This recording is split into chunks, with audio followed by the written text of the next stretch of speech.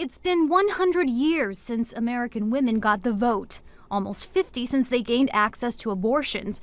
But as for getting equal rights protection under the U.S. Constitution, the clock is still ticking. Why has it taken this long?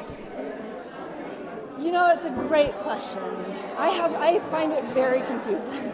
Heidi SCHRECK is a Pulitzer-nominated playwright. Our bodies had just been left out of this document from the beginning. Her work, What the Constitution Means to Me, tells the history of domestic violence in her family. Had there been an equal rights amendment when it was first proposed, I guess, 97 years ago, I believe that the laws related to domestic violence, related to sexual assault of women, would have been different.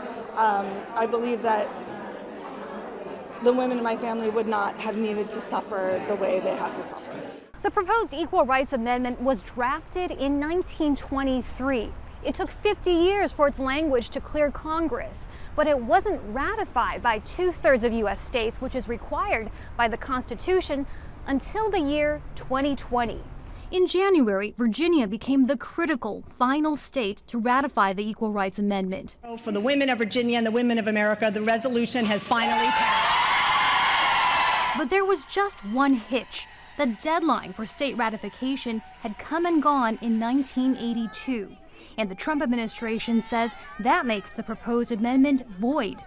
Democrats in Congress are pushing for its addition to the Constitution regardless.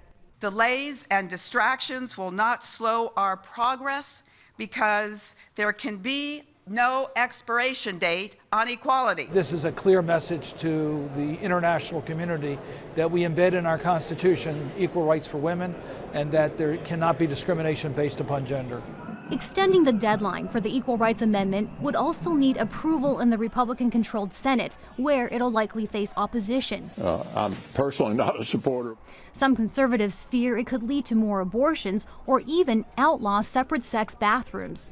As for Heidi SCHRECK, the playwright, she's expecting twin girls in April. I want their future to look very different from our past. She says she hopes to soon show her daughters a U.S. Constitution that guarantees their equality. Heidi Zhou-Castro, Al Jazeera, Washington.